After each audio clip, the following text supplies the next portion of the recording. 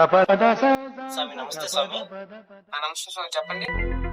స్వామి మేము చిన్నపిల్లకలు చదువుకునే బుక్లు అమ్ముతాం స్వామి. నాకు బుక్కులు గిక్కులు ఏం వద్దమ్మా.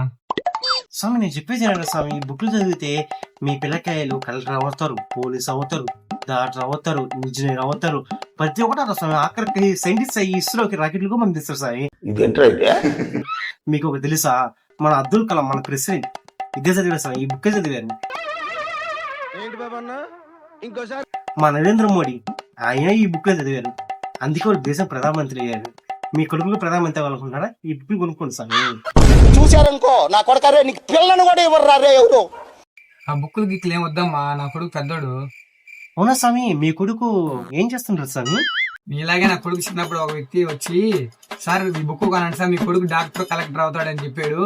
నేను ఆ మాటలు నమ్మి నేను వెళ్ళి బుక్ కొని మా కొడుకు స్వామికి ఇచ్చి, నాయన చదువు నాయన, కలెక్టర్ డాక్టర్ అవుతావు అని చెప్పాను. అప్పుడు నా కొడుకు స్వామి ఏమాడు తెలుసా?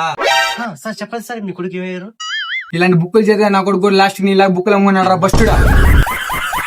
Like subscribe.